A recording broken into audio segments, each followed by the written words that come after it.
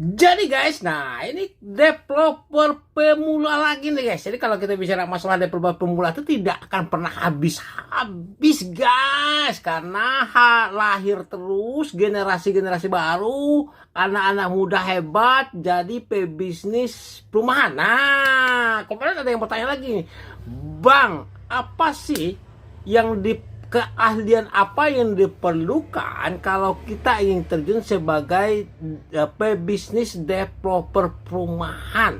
Nah, ini mantap sekali pertanyaan ini yang benar guys.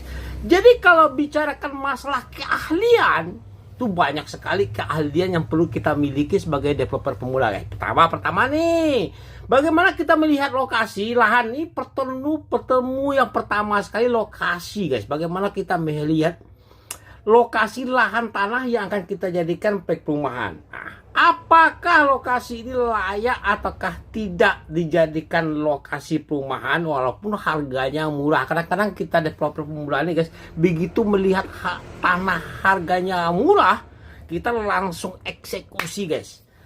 Nah, padahal nih kita belum cek and recheck. Misalnya lokasi tanah tersebut peruntukan lahannya sesuai nggak dengan peruntukan oleh Pemda untuk perumahan pemukiman, atau jangan-jangan di situ untuk misalnya untuk pasar tradisional atau untuk pemerintahan atau untuk pendidikan. Nah, itu perlu cek and recheck guys.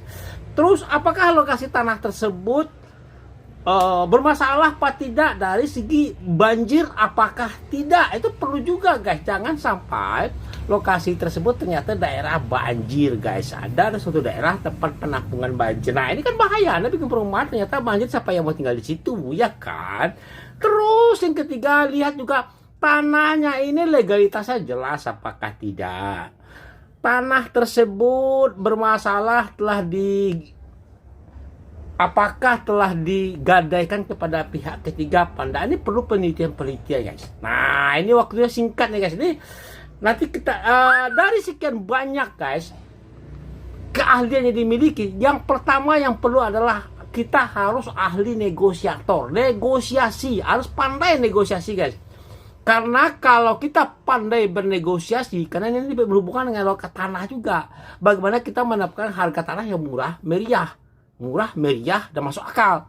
Terus bagaimana kita bernegosiasi dengan perizinan nantinya, kalau pandai ngurus perizinan, habis duit kita guys. Terus dengan perbankan, nah banyak lagi dengan masyarakat setempat. Oke, nanti kita bahas lagi guys. Silahkan di komen, nanti kita bahas lagi skill selanjutnya. Developer pemula, salam.